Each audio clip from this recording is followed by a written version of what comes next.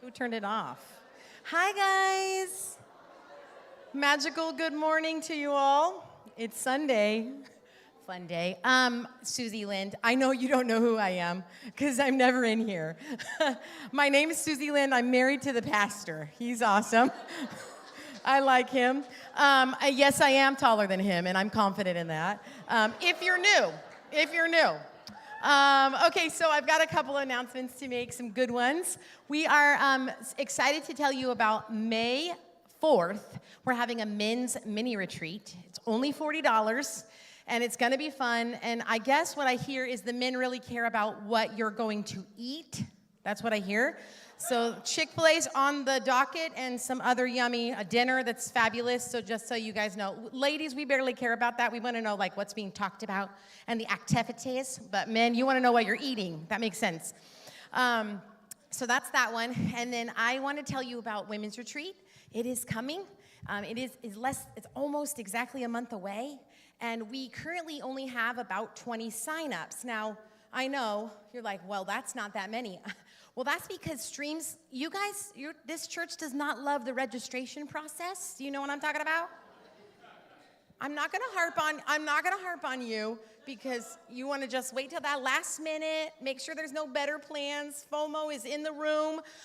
We are gonna have a good time at that retreat, and we have 60 spots that we must fill no matter what. So if you are looking, you're saying, you know what, Susie, $165, that's a little risk, that's a little much for me. Or you want to make payment plan, whatever it is, whatever's stopping you, that blockade that you feel like is happening, would you just reach out to Lori or myself or Judy, anybody, that we can talk through that. We can figure out how you can come. I'm bringing my daughter. If you have a 14-year-old daughter or older, let's talk about it. And it's going to be a lot of good fun's going to happen. We are just going to use in-house speakers. So Kristen Bunger's going to get on the microphone. We all love to hear from Kristen Bunger. I know you know what I'm talking about. So there's a lot of good things happening, and I've been praying, and I believe that Jesus has something for every woman that comes up there. And with that, is it okay, Shawn, if I give a little word? Yeah, okay.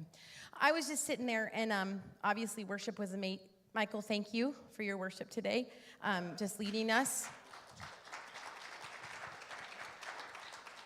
And I just felt like this need to just speak something to, if you have, in this season of your life, or maybe previous season, have felt like you have been looked over or passed by, God's heart just wants to let you know He saw it, He's working it out, and He's adding it up.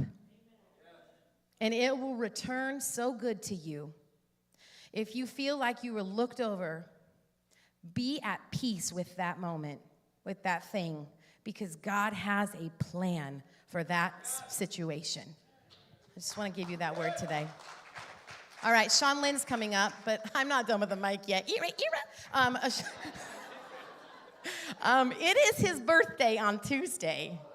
So I know he is going to be 39 years old. No, not true. Can we sing to him? I mean, that's the least we could do. Yes, we're going to sing. You have a fish on the stage, we're singing. Here we go, ready? Happy birthday to you. Happy birthday to you. Happy birthday, dear Shawn Lind. Happy birthday to you.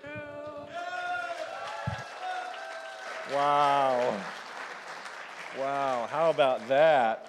That is something else. Wow.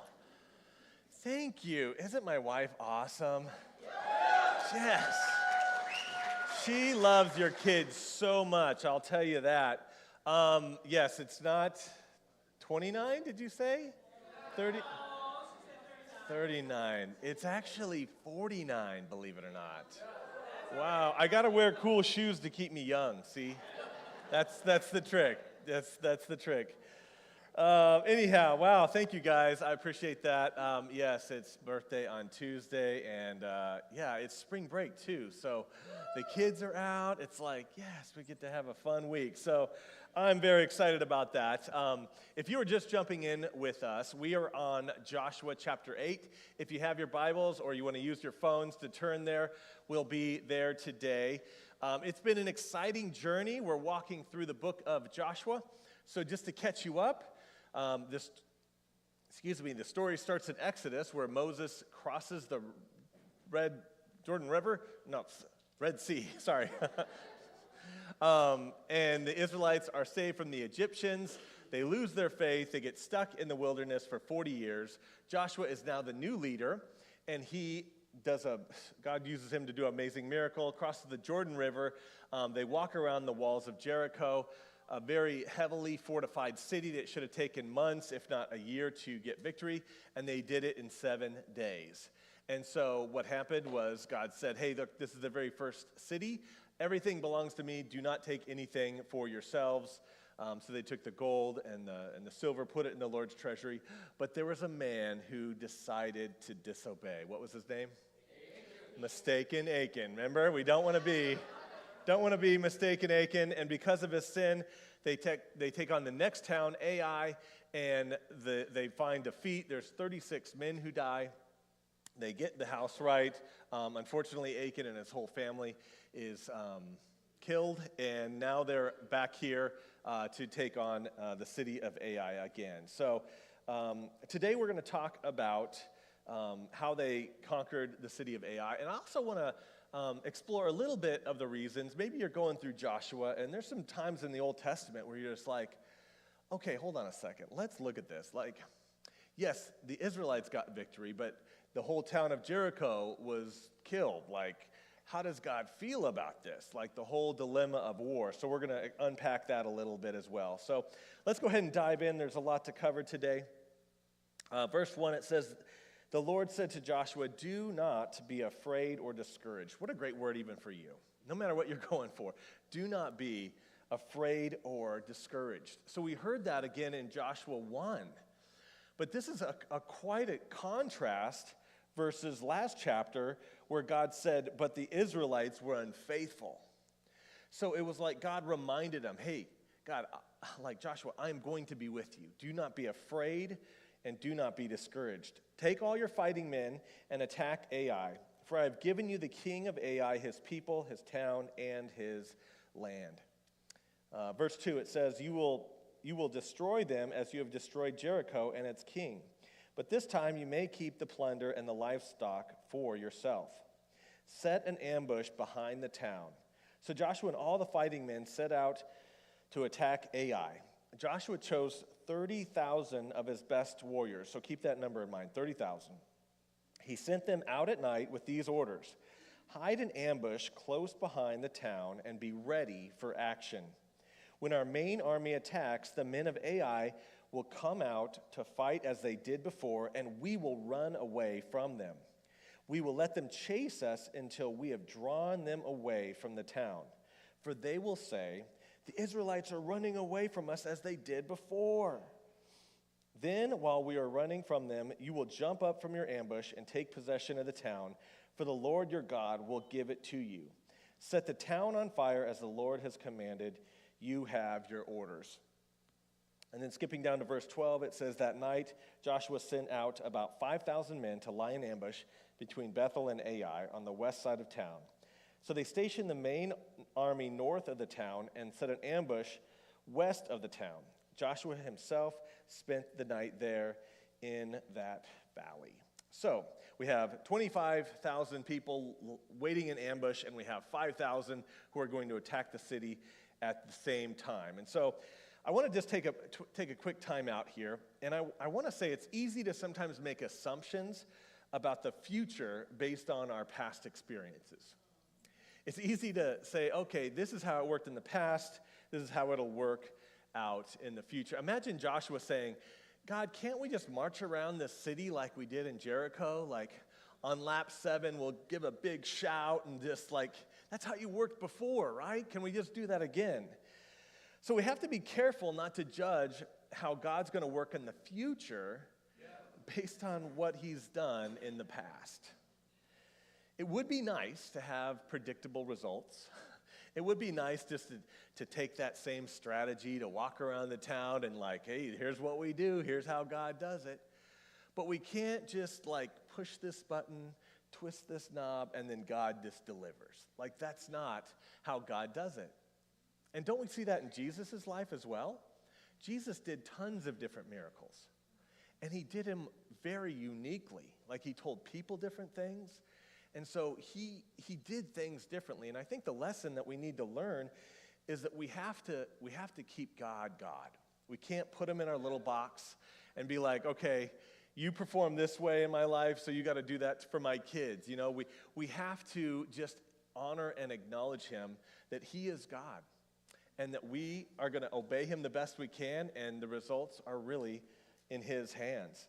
And that leads me to another thing, like our mission as a church, like things have changed, and like we often are given new strategies. So the vision for Joshua was to occupy the promised land, but the strategy changed quite a bit different. Like here we see an ambush, we see them going at night, we see them splitting up the army. It was totally different than that of Jericho. And so I think my heart is like, Lord, what are you doing? Like our mission is to live our faith beyond Sunday, that we're not just churchgoers, but we really are Christians throughout the week, that we connect to God and we connect to others, that we want to obey and we want to make disciples. But what does that look like? I mean, it seems like our world has really shifted a bit. Like things are different. We went through a pandemic. We've gone through the influence of technology and screens on our kid. Our economy has gone up and down, the political climate. There's a lot of things. Even family dynamics have shifted and changed. And so my heart is like, Lord, we are around a community that's hurting. We have just within 5-mile radius of this building. Can you imagine how many homes there are? And there's people who are discouraged and dealing with anxiety, dealing with marriage problems and relational problems, finance problems. And the great thing is we have the answer. We have the hope of Jesus. But I'm just like, okay, Lord, what does it look like? How can we continue to reach our neighborhood for you? And so I'm praying just like in the Old Testament, there was a pillar of fire by day and a cloud by not actually opposite, a cloud in the day and then a fire at night. And I'm just like, I want to keep my eyes on God because I want to see where he's going and I want to join him there. And I know that this church has a big heart to do that as well. So the methods might be different, but the mission is the same. It's still Jesus. It's always going to be Jesus, but how we reach our community is going to look different. So back to the story, verse 14, it says, when the king of Ai saw the Israelites across the valley, he and his army hurried out the early morning, and they attacked the Israelites at the place overlooking the Jordan Valley. But he didn't realize there was an ambush behind the town. So this was a really neat military strategy because Joshua used the confidence of the town of Ai. The army attacked this way, and they suffered defeat, and the people went out of town, and they chased them down, and they killed 36. And so he's using the very same strategy. He's going to march up, and he's going to use their confidence against them, because now all the men cleared out of the town to really wipe out the Israelites, not knowing that behind them there was a huge ambush ready to take the city. So it's interesting to see, like, okay, he used their confidence against them. But my heart goes to, like, I envision, what's the guy who just did this days before? Like, he was in the ranks attacking the city, and he was running for his life, and 36 of his buddies died. And now Joshua's like, same plan. You can do it. Like, oh, boy. Let's do it. Same entrance? Yep, same gate. Let's go. Do I have a gun? Nope, you won't need it. I'm like, wow. Like, that took a lot of faith and courage for those guys to set out to do the same thing, right? But Joshua was with them. So anyways, just a side note. Verse 15, Joshua and the Israelite army fled towards the wilderness as though they were badly beaten. Then all the men of the town were called out to chase after them. In this way, they were lured away from the town. There was not a man left in Ai or Bethel who did not chase after the Israelites, and the town was left wide open. Then the Lord said to Joshua, point your spear in your hand towards Ai, for I have handed over the town. I will hand the town over to you. Joshua did what he was commanded. As soon as Joshua gave the signal, all the men in ambush jumped up from their positions and poured into the town. They quickly captured it and set it on fire. When the men of Ai looked behind them, smoke from the town was filling the sky, and they had nowhere to run. They couldn't go back home, and they couldn't pursue. And then for the Israelites who had fled in the direction of the wilderness now turned on their pursuers.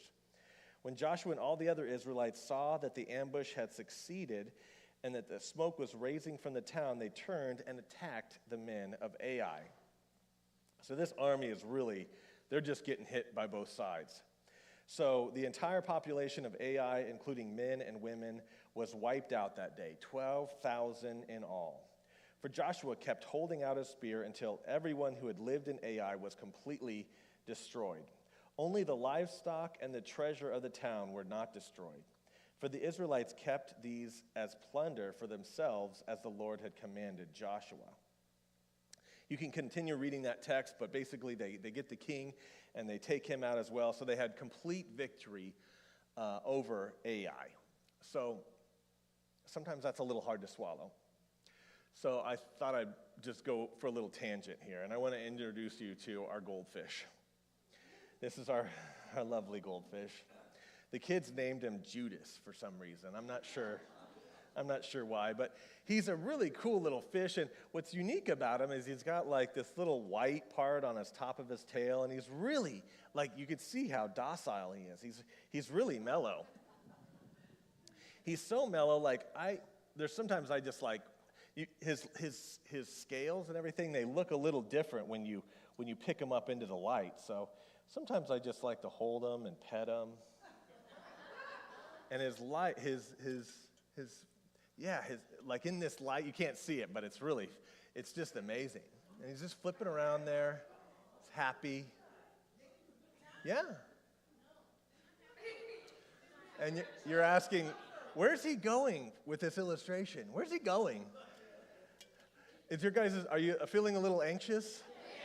You cared for our little fish here? Well, I think that's that empathy, right? The fish is fine. He's so happy. Good job, Judas. Good job. He's moving, Michael. Wouldn't that be horrible if I just let him stay there? That'd be horrible. And you guys are getting all worked up because of a little fish, right? But you have empathy probably for the people of Ai, and we're going to talk about that. But we have empathy for this fish. It was suffering. It's designed to live in the water. But my heart to you is this. Here's my plea. We should care about our neighbors more than that fish. We should care about our coworkers, our family members who are distraught, our people around us. And how can we care about our neighbors if we don't know their names? My goal is to know the names of 2 people on this side, 2 people on that side, and 2 people across the street. I want to know their names, their family, their kids. I want to be praying for them. Like we cared about this little fish. But man, God's heart is for the lost, you guys. His heart's for the lost. And this is the best time to talk about Jesus. It's the easiest time to talk about Jesus. Christmas and Easter. And it doesn't have to be fancy. It could be a question as simple as, hey, what are your Easter plans? And then they rattle off, oh, we're going on an egg hunt. Be like, you know what we do? We have a celebration, like a tradition where we go to church. Have I ever told you why I believe in Easter the way I do? Or why I celebrate Easter the way I do? And then you can share your testimony, how Christ impacted your life. And how Easter, here's the thing. Easter for Christians, it's like it's the best served time ever. Because Easter is about the lost, right? Guess what message I'm going to share on Easter? It's going to be about Jesus and how he died on the cross, right? You've heard it before. So if you're already saved, like this is a chance to really make people feel welcome. to serve them, to invite them, to helping kids' church, to help greet, or whatever it looks like. But this is a unique opportunity for these next 3 weeks. It's a perfect time to share about Christ with others. So I encourage you, grab a couple of those little cards. We have an Easter egg hunt that you can invite people to, or the Easter service. But say, you know what, God, would you show me somebody who needs to hear about you? I would love for everybody in this room to be able to share their story with somebody between now and Easter. I think that'd be really, really awesome. So anyways, we care about people. We care about animals, right? We don't want animals to suffer. We don't want people to suffer. So Pastor Shawn, how is it that God allowed all this death and destruction of the people that were already in the promised land? That's a great question. It's a hard question. I want to give you 5 points just to kind of maybe fill in the gaps or help you kind of get a better understanding of what's going on here. So, number 1, God offers an opportunity for peace. So you see in Deuteronomy, even before Joshua, in Deuteronomy chapter 20, verses 10 through 12, it says, "When you march up to attack a city, make its people an offer for peace." So God's saying, hey, offer them peace. If they accept and open their gates, then all the people in it shall be subject to forced labor and shall work for you. If they refuse to make peace and they engage you in battle, then lay siege to that city. So there was an opportunity for peace in the Old Testament. And the purpose of these battle stories is not for us to commit violence in God's name. That's not it at all. As a matter of fact, that really goes a lot in theme of the 10 Commandments, because we're familiar with the 10 Commandments, but one of them is do not misuse God's name. You do not use it in vain. And so a lot of us think like if we're cursing or we hit ourselves or slam our thumb or something like that, like boom, we say a curse word. But what's talking about more in a broader term is you don't want to go do evil with the banner of the Lord ahead of you. So I think about the Catholic Crusades. The Crusades lasted over 200 years, back in 1095. And so you see these crusades and you see these people just do horrible, awful things because they didn't line up to their doxology. They didn't follow the Catholic ways, and they just tortured people and killed so many people. But they did it under God's name. And we are not allowed to do that. That is a big, big no-no for God. You don't do things for my name's sake that I don't tell you to do. So, anyways, God offered them a chance for peace. But we also have to look at that this is a very unique history. This is a very unique moment in history. And God was actually judging the people of Canaan at this time. They had not repented, and so this is a time of judgment. And I think about, did God actually, command the total annihilation? Was it like a genocide? And I don't believe it was, and I'll give you a couple scriptures for that. I don't believe that it was more of a hyperbole instead of literal. So we see in Joshua 10, verses 37, it says, he left none remaining. So basically, they killed everybody, there was none remaining. But however, I don't know that that's quite literal, because when you jump to chapter 15, verses 15, it says, then he went up from there to the inhabitants of Debor. So there was still inhabitants of the people in that city. So if they were to wipe them all out, how would there still be people in that city? Along with Deuteronomy 7:3, it says, don't intermarry with them. Don't give your daughters to their sons or take their daughters for your sons. So how are they going to intermarry if they were just destroyed everybody? So there's a good chance that God he did allow some to survive. The second thing I want to point out is the people of Canaan had become very, very evil. God told them in Leviticus of things that they are not to do. And in chapter 18 of verse 24, it says, do not defile yourself in any of these ways. He's talking to other people. He's saying, because this is how the nations that I am going to drive out before you have become defiled. So it says, these nations have become defiled. That's why I'm going to drive them out. Don't be like those other nations. And what's scary is he's saying they have become defiled like this. And he lists off a whole bunch of different things. And so these people were like given instructions like, don't be intimate, or don't cheat on your wife, don't have another affair with another man's wife, don't be intimate with your sisters or your cousins or your brothers or siblings or your children. Don't do that. And here we're seeing them do this. And don't be intimate with an animal or a same-sex gender, or living with people in these lands doing what they're doing. So this group had become very, very evil. There's biblical evidence portraying the Canaanites actually participated in child sacrifice to their gods, along with temple prostitution and worshiping idols. So again, they had a chance. They knew what was going on. They heard stories of Egypt, but they disobeyed. And so God, he took things and he drove out the people. So another point 3, is that the land is really God's, so he can give it to whomever he wants. It says that in Psalms 24. So think of it like this. Maybe some of you have an extra bedroom or in an apartment or house or something like that, and there's somebody that needs a place to stay, so you're a Christian, you have good-hearted, hey, you can come and, I've got an extra bedroom, everything's there for you, just go ahead and stay there with me. And so everything's going okay, and then it's about 2 o'clock in the morning and you hear the TV blaring really loud.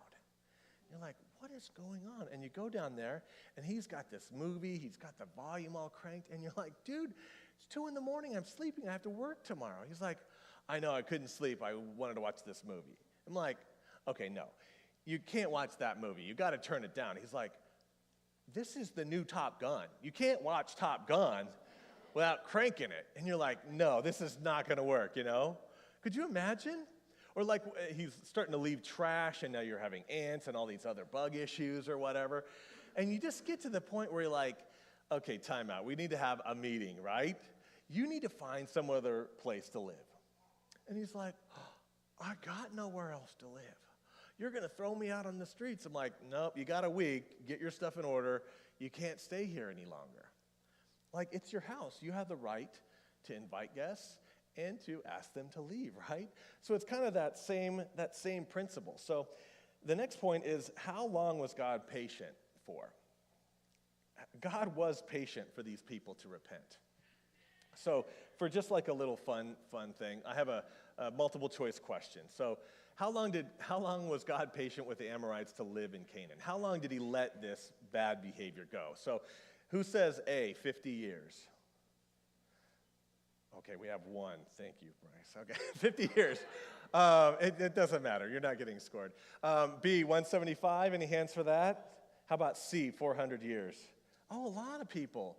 That's right. Good job. C is the right answer. 400 years, you guys. God was merciful and gave them 400 years. In Genesis 15:16, it talks about that. It says, for their iniquity, the Amorites have not yet completed 4th generation. And so God got to the point where he's like, okay, enough is enough. But what's so amazing about God is that he is slow to anger. You see in Psalms 145, verse 8 and 9, it says, the Lord is gracious and merciful. He is slow to anger and abounding in steadfast love. The Lord is good to all, and his mercy is over all that he has made. So God would have loved for those nations to turn. And don't you see that with Rahab? We covered that a couple weeks ago. But Rahab was a heathen. She was a Canaanite. And worse yet, she was a prostitute. And yet she acknowledged God and said, hey, would you give me grace? Would you allow us to live? We've heard about what you've done and how God has been with you. And not only did God save Rahab, but he saved her entire family. Like, God is merciful. And then he goes way beyond that, and he inserts Rahab in the genealogy of Jesus Christ. Like, that is absolutely amazing that God is that type of God. He is very gracious, and he did give the chance for those people to turn their ways. And lastly, the 5th point is God used justice to show the nations that he was the Lord. So again, 40 years before this, those nations heard what happened to Egypt. They heard about the different plagues. How many plagues were there in Egypt? Any guesses? 10. Okay, we got some Bible people. 10 plagues. When you look at those 10 plagues, they counteracted each different god of Egypt at that time. So they worshiped this god, and this plague was counteractive to that. So God was using these plagues to show that he was God. As a matter of fact, it talks about that in Exodus 7, verses 4 and 5. It says, "Then I will lay my hand on Egypt with mighty acts of judgment. I will bring out divisions in my people of the Israelites, and the Egyptians will know that I am the Lord when I stretch out my hand against Egypt and bring plagues on Israelites." So he used those plagues as a sign of judgment. And so at this point, 400 years has gone by, and it's time for them to go. They haven't turned, they haven't repented, and now he is giving the land to the Israelites. And so I think we have to just be mindful that God is a God of judgment, that he does have a holiness side on it. And what's tricky about justice, you have like justice and you have mercy. And it really kind of depends on whose shoes that you're in to see how you want, things to go. There's a little story about my parents.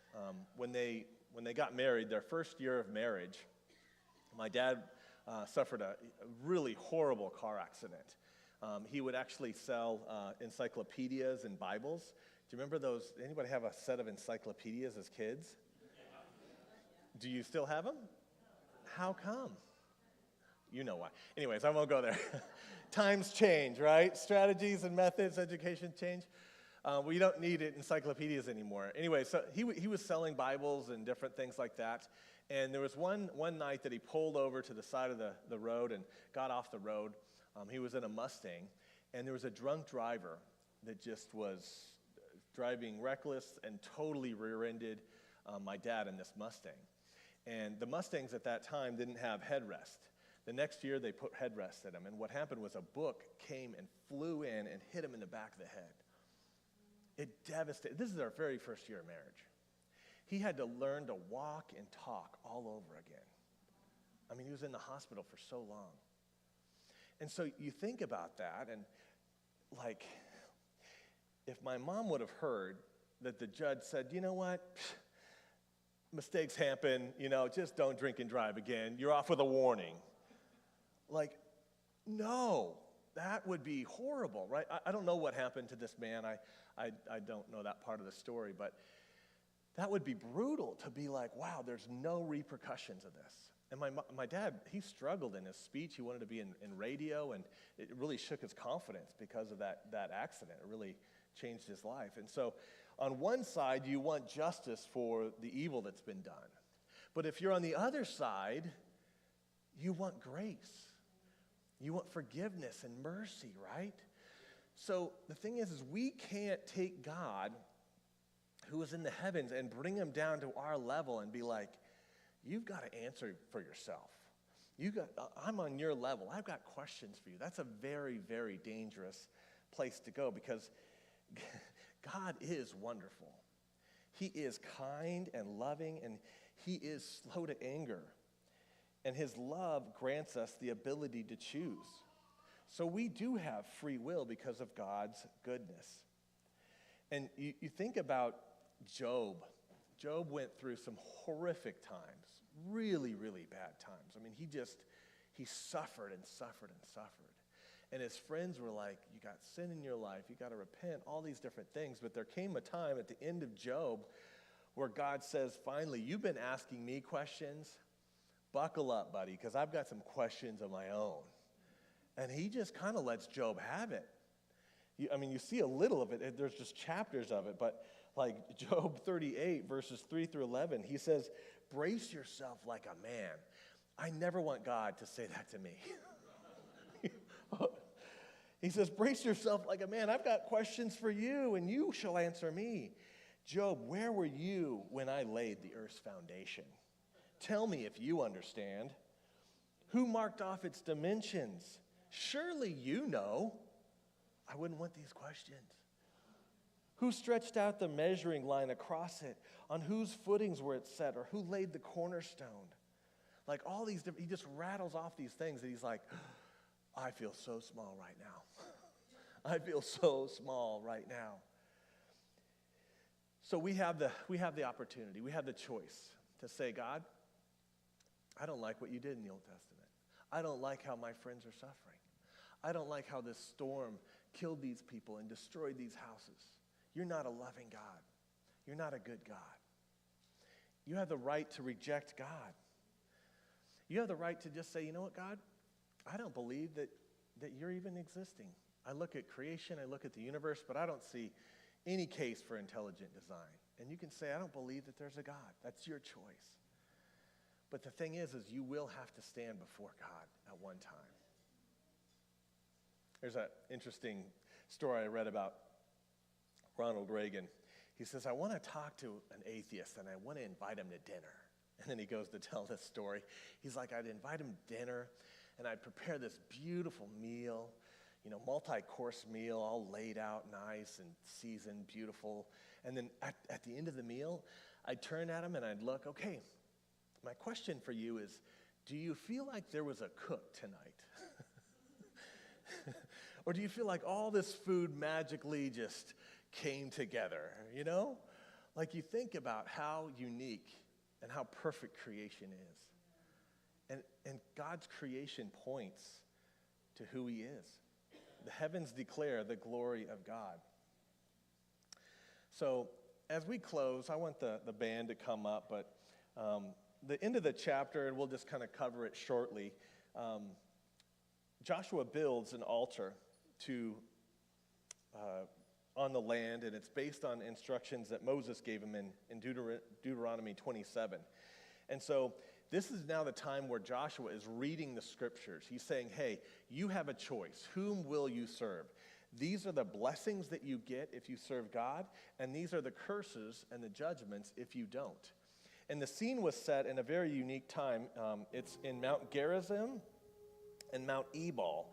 And so you have millions of people here, and on one side of the mountain, they read the curses, and they set up the altar, and they sacrificed, and that was on Mount Ebal. And then the other one was Mount Gerizim, where they spoke the blessings. And you can see what's interesting in this picture is Mount Ebal is vacant. It's just desolate. But Mount Gerizim is lush. And so we have, in closing, this is our opportunity to say, you know what, God? I choose you. I choose the blessings. And maybe you veered off a little bit. That's what's so great about God, is his grace and his mercy is new every morning because of his faithfulness. And so I also want to say, you know what? There's some of us that maybe have been serving the Lord for a long time, and we've suffered with tragedy. We've suffered with disappointment and pain. We've suffered with hardship, just big, big hardship. And I think God sees it, and he's saying, hey, the story's not finished yet. The story is not finished yet. Keep serving, keep loving, keep doing the things that I've told you, because there is a blessing. You can't miss it. Keep going, and he sees you, and he's proud. And so I just want to close and just say, you know, whatever God's speaking to you, maybe there are some things that you need to get right, or maybe you're struggling. We have a prayer team, and you're welcome to come during this song. But this is just a time for you to kind of unpack and say, okay, God, what do you want to speak to me through this? Let's sing.